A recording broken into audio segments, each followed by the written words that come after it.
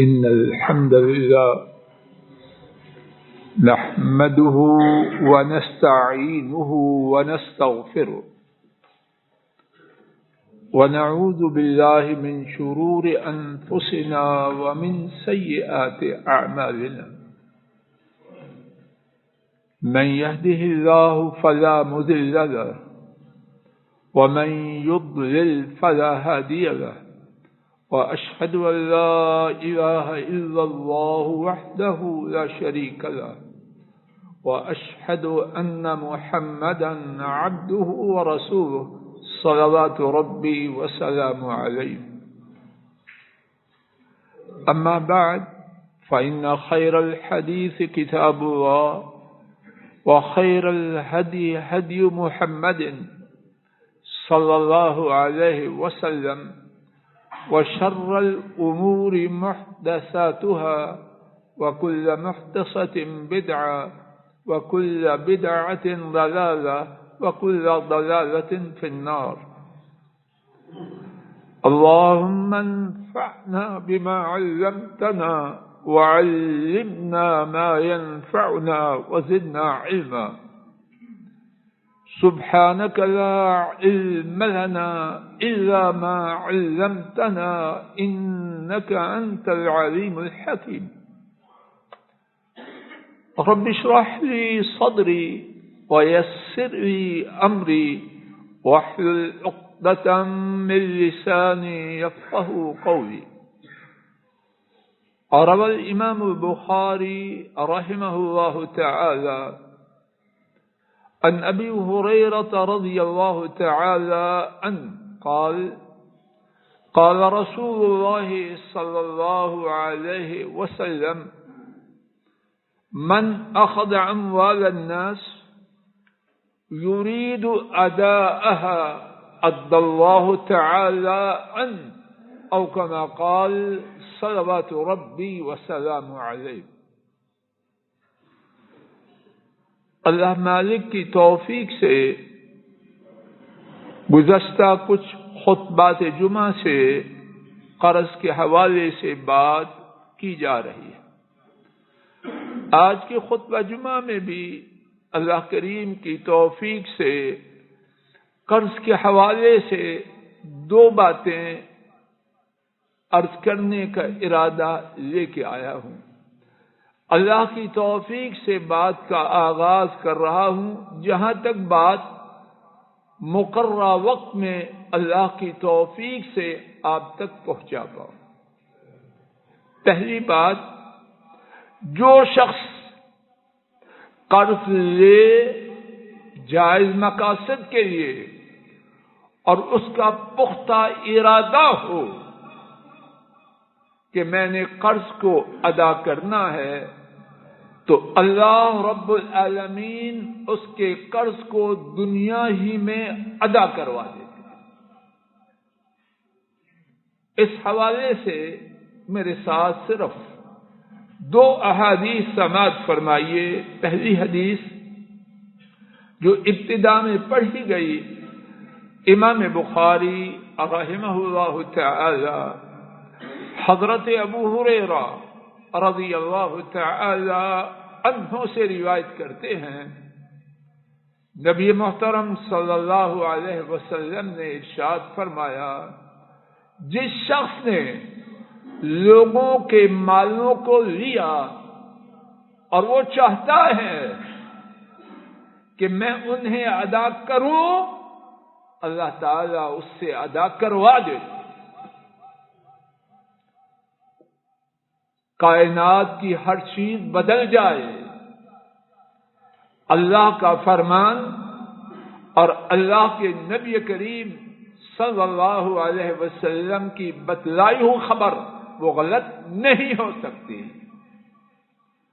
اگر کوئی مقروض اپنے بارے میں اس بات کو نہ پائے تو اپنا جائزہ لے. ان کے ہاں کھوٹ نہیں ہے، نیچے کھوٹ، نیچے کھوٹ ہے یا حکمت الہیہ ہے کہ کچھ تاخیر ہو لیکن ناممکن ہے کہ نبی محترم صلی اللہ علیہ وسلم کی بتلائی ہوئی بات غلط ہو۔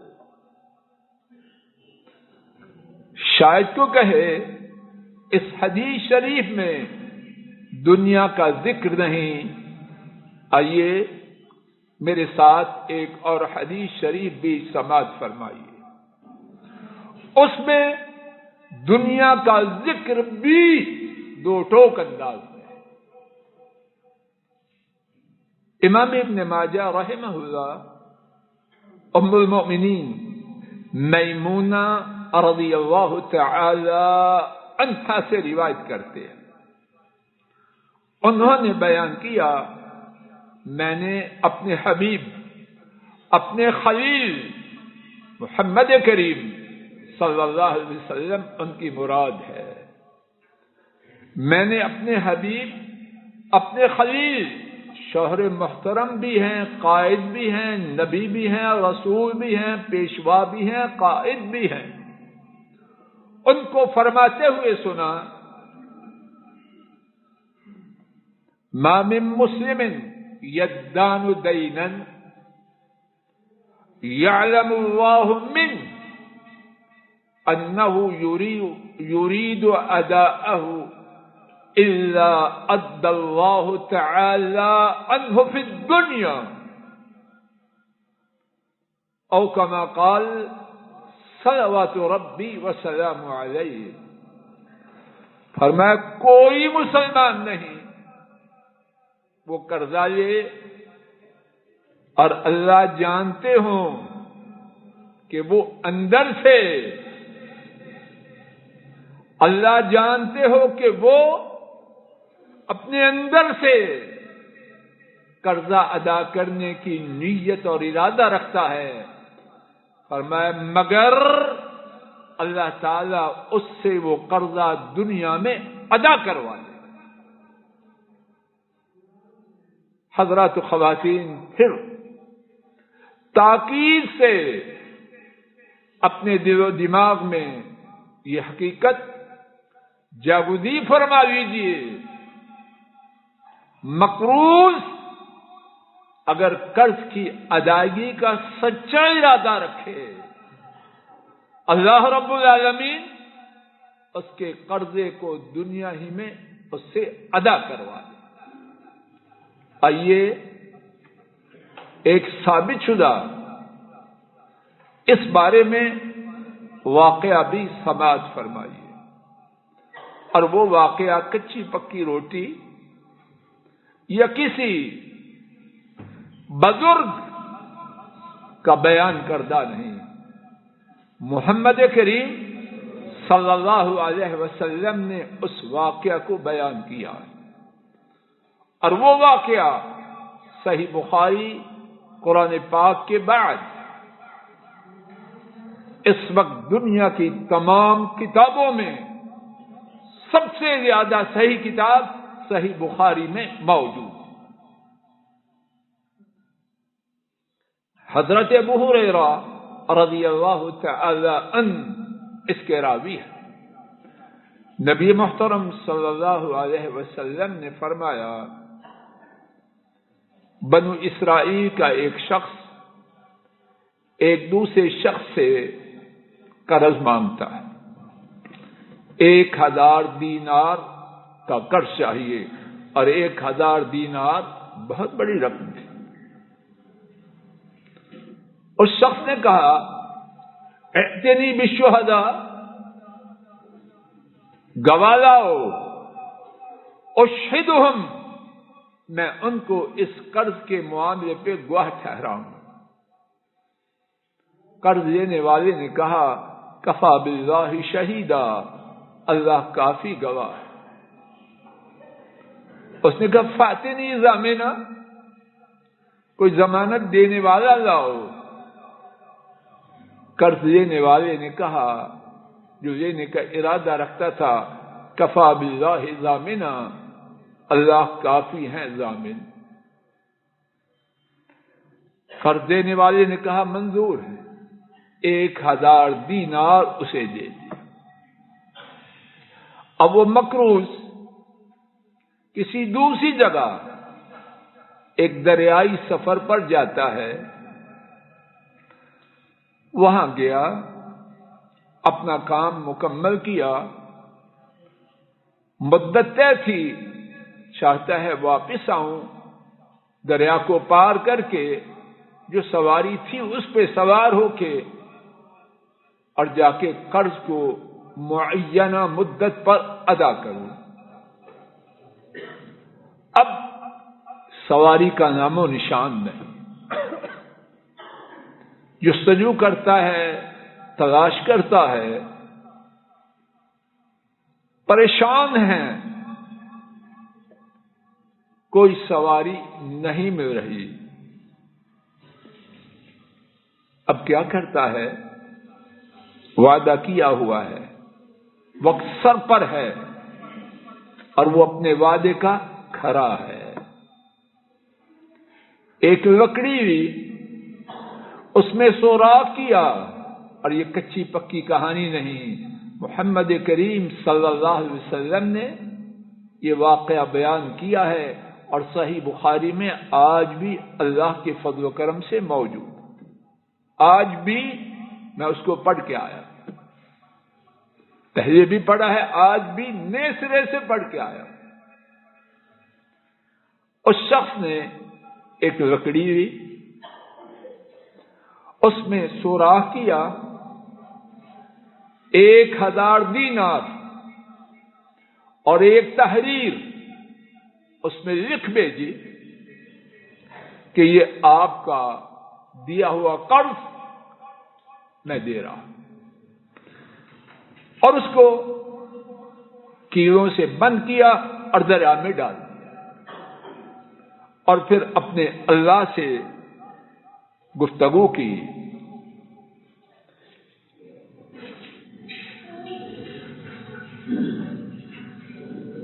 اور اللہ سے عرض کیا، اے اللہ،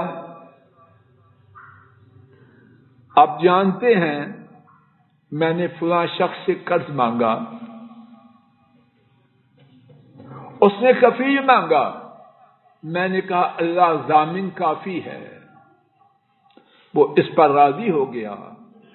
اس نے گواہ مانگا، میں نے کہا اللہ گواہ ہونے کی حیثیت سے کافی ہے، اے اللہ وہ اس پر بھی راضی ہو گیا۔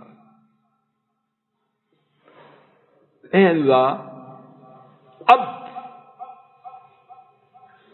میں یا آپ جانتے ہیں کوشش میں ناکام ہو چکا ہوں کہ سواری پہ سوار ہو کے مقررہ وقت پر اس کا قرض ادا کروں۔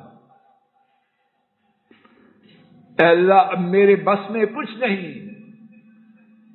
اس کی یہ امانت آپ کے سپرد کر رہا ہوں، اور دریا میں ڈال چکا ہے۔ اب دوسرا شخص جس نے قرض دیا تھا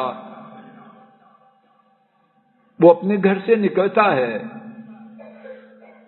اور دریا کے کنارے پر آتا ہے، شاید کوئی سواری اسے خبر ہے کہ وہ دریائی سفر پہ دوسری جگہ گیا ہے، اور وہ منتظر ہے کوئی سواری آئے اور اس کا قرض جو اس نے دیا تھا اور مدت ہو چکی وہ اسے مل جائے۔ قدرت رب العالمین ایک لکڑی پانی میں تیرتی ہوئی دیکھتا ہے، اسے پکڑ لیتا ہے، قرض کی رقم تو نہیں ملی، گھر والوں کے لیے ایندھن مل گیا۔ اب جب اسے کھولا، اس میں 1000 دینار ہے اور اس شخص کی تحریر ہے جس میں ساری صورتحال لکھی ہے۔ اب کیا ہوا؟ وہ شخص جس نے قرض لیا تھا مسلسل اسی فکر میں ہے کہ وہاں پہنچے اور قرض دینے والے کا قرض ادا کرے۔ وقت گزرا، سواری میسر آئی، اور وہ شخص سواری پہ بیٹھ کے 1000 دینار لے کے وہاں پہنچا. اس کے پاس پہنچا اور کہنے لگا میں بہت کوشش کرتا رہا کہ میں بر وقت پہنچوں اور قرض کو ادا کروں،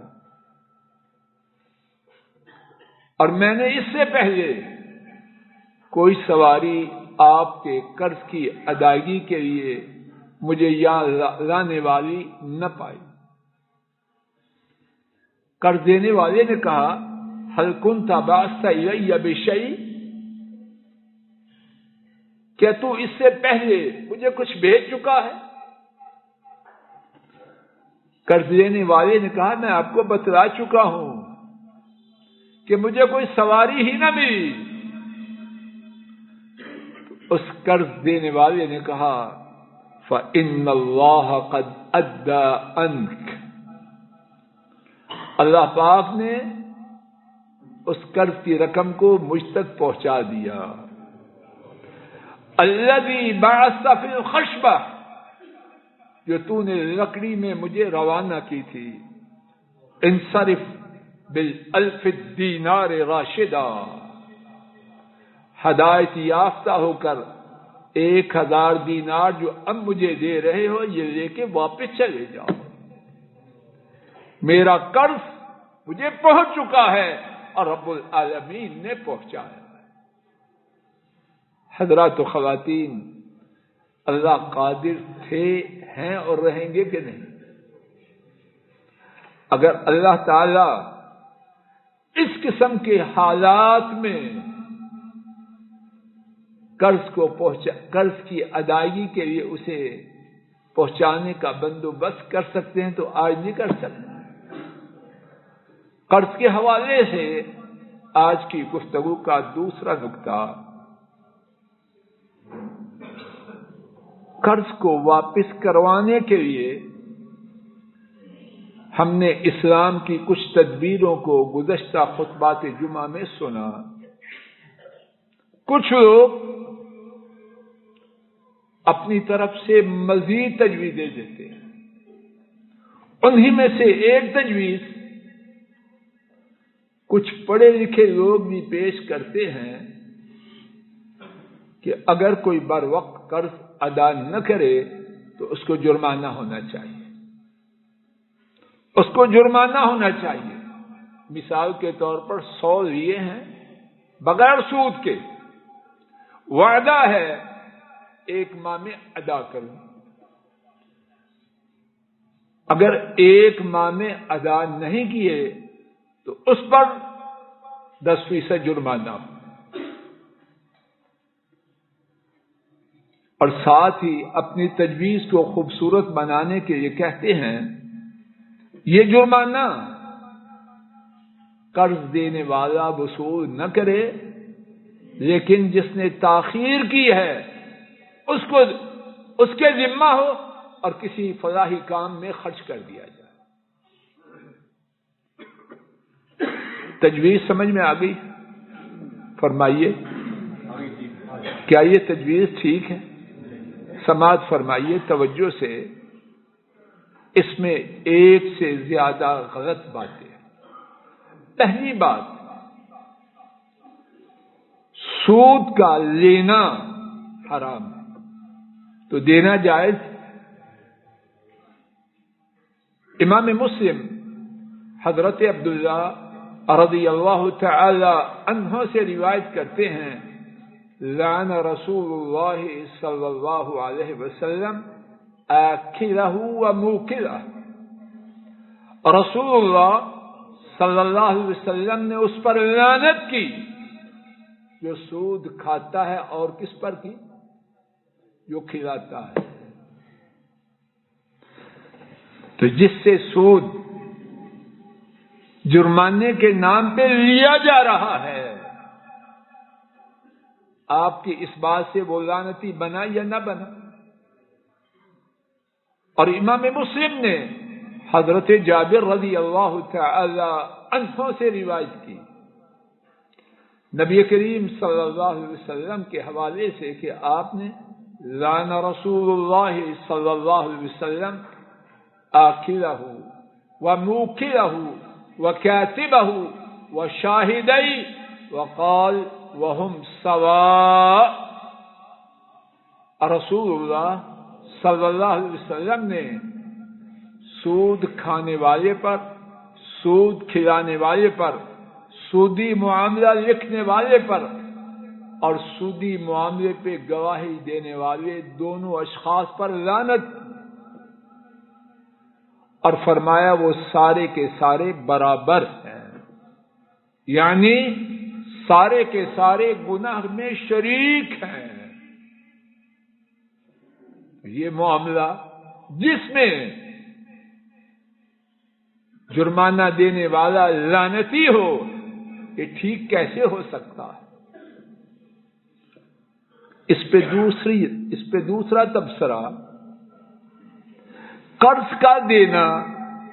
توجہ فرمائیے، اللہ کرے میں بات کو واضح کر سکوں. قرض کا دینا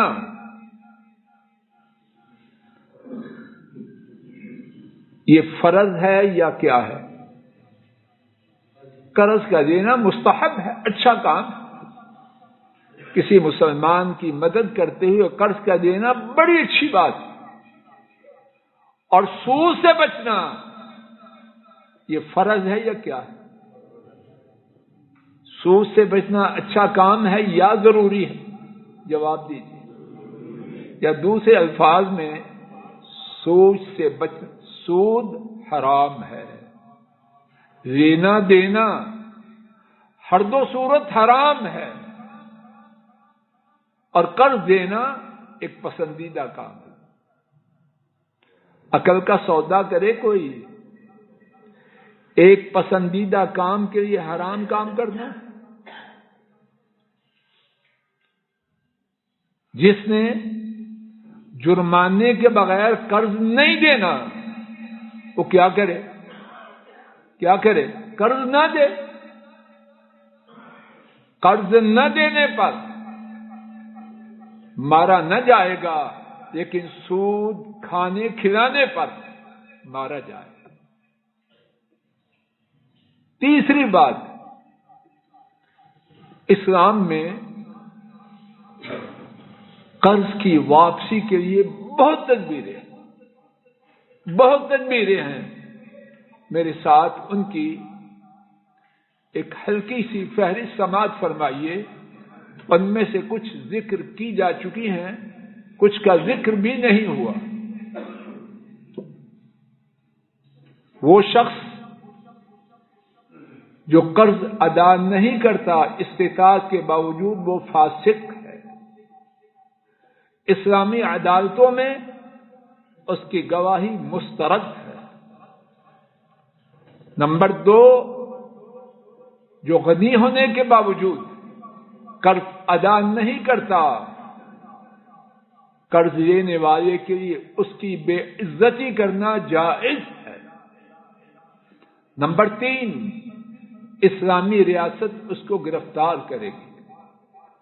نمبر 4، اسلامی ریاست اس کے سفر پر پابندی عائد کرے گی. نمبر 5، اسلامی ریاست اس پر پابندی عائد کرے گی کہ اپنے مال میں خرید و فروخت، صدقہ و خیرات بغیر اسلامی ریاست کی اجازت کے نہ کر پائے. نمبر 6، اس سے بطور گروی، اگر خدشہ ہے بطور گروی کوئی چیز رکھی جائے گی. اور نمبر 7، جب وہ صحیح مدت پر قرض ادا نہ کرے، اس چیز کو فروخت کر کے قرض دینے والے کے مال کو ادا کیا جائے. نمبر 8، اگر قرض دینے والا مقروض کے ہاں اپنی چیز اسی حالت میں پائے اور وہ قرض نہ دے تو اسلامی ریاست وہ چیز قرض دینے والے کو اٹھوا دے گی، اس کا زیادہ حقدار قرض دینے والا ہے، وہ خریدار نہ ہوگا۔ نمبر 9، مقروض وصیت کرے، مر جائے، اس کی وصیت پر عمل نہ ہوگا جب تک کہ قرض کو پہلے سے ادا نہ کر لیا جائے۔ نمبر 10، مقروض مال چھوڑے، ورثا ہیں، ورثا مال کے قریب نہ آئیں گے، پہلے قرض خواہوں کا قرض تقسیم ہوگا، بعد میں اس کے ورثا میں مال کی تقسیم ہوگی۔ نمبر 11، قرض دیتے ہوئے اگر خدشہ ہو اس کے لیے ضامن لیا جائے گا۔ نمبر 12، ضامن پابند ہوگا کہ اگر مقروض قرض ادا نہ کرے تو اپنی جیب سے ادا کرے۔ ان باتوں کے ساتھ اسلامی معاشرہ ایسا مقروض جس کے پاس دینے کے لیے ہے ہی کچھ نہیں، اسلامی معاشرہ کو تلقین کی گئی ہے کہ اس کے ساتھ تعاون کرے۔ نمبر 2، اس کے رشتہ دار اس کے ساتھ تعاون کریں، اور نمبر 3، اسلامی ریاست اس کے ساتھ تعاون کرے۔ اسلام میں اتنی تدبیریں ہیں، اللہ کے فضل و کرم سے ان پر اگر عمل کیا جائے تو جرمانے والی بات آئے ہی نہ، اور اگر پھر بھی کوئی مطمئن نہ ہو تو کیا کرے؟ قرض نہ دے۔ اللہ تعالیٰ اپنے فضل و کرم سے قرض لینے سے محفوظ رکھے، اور جو مسلمان قرض میں پھنسے ہیں اللہ تعالیٰ اپنے فضل و کرم سے ان کو نجات دے، اور ہمارے ملک کو بھی اپنی رحمت سے قرض کی لعنت سے آزاد کرے۔ وآخر دعوانا ان الحمد للہ رب العالمین۔ الحمد للہ نحمده ونستعینه ونستغفره ونعوذ باللہ من شرور انفسنا ومن سیئات اعمالنا، من يهده الله فلا مضل له ومن يضلل فلا هادي له، وأشهد أن لا إله إلا الله وحده لا شريك له، وأشهد أن محمدا عبده ورسوله صلوات ربي وسلامه عليه۔ آج کے خطبہ جمعہ میں پہلی بات اللہ کی توفیق سے یہ عرض کی گئی کہ اگر قرض لینے والا قرض کی ادائیگی کا سچا ارادہ رکھتا ہے تو اللہ تعالیٰ اس سے قرض کو ادا کروا دیتے ہیں۔ اس بارے میں 2 احادیث شریفہ اور ایک بنو اسرائیل کے ایک شخص کا واقعہ جسے رسول کریم صلی اللہ علیہ وسلم نے بیان فرمایا، اور جو صحیح بخاری میں موجود ہے کہ قرض ادا کرنے کی سچی نیت والے سے اللہ تعالیٰ نے ناگہانی حالات میں قرض کو اپنی رحمت سے ادا کروا دیا۔ دوسری بات، آج کے خطبہ جمعہ میں اللہ مالک کی توفیق سے یہ عرض کرنے کی کوشش کی گئی کہ جو لوگ یہ تجویز پیش کرتے ہیں کہ قرض کی ادائیگی میں تاخیر پر مقروض پر جرمانہ لگایا جائے اور وہ قرض دینے والا نہ رہے، فلاحی کاموں پر خرچ کیا جائے، یہ تجویز شریعت کی روح سے غلط ہے۔ تو اگر دینے والا جب جرمانہ دے گا اور قرض جس نے قرض دیا تھا وہ تو نہیں لے رہا، لیکن قرض دینے والا تو جرمانہ دینے کی وجہ سے اللہ کی لعنت کا حقدار ٹھہرے گا۔ تو کیا ہے اس بارے میں ٹھیک بات؟ قرض کی واپسی کے لیے جو اسلامی تجویزیں ہیں ان پر عمل کیا جائے، اور اگر وہ کسی معاشرے میں کسی وجہ سے کارگر نہ ہو تو قرض نہ دے۔ اللہ تعالیٰ اپنے فضل و کرم سے قرض سے محفوظ رکھے، اور جو مسلمان جو ملک اور ہمارا ملک جو قرض میں پھنسے ہیں اللہ اپنی رحمت سے انہیں نجات دے۔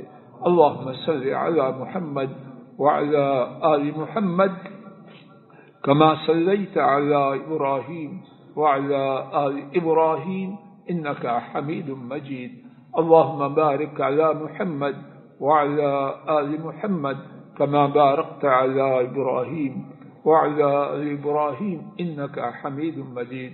اللہ تمام مسلمانوں کو اپنی رحمت سے ہر قسم کی بیماری، آفت، مصیبت، پریشانی سے محفوظ رکھے.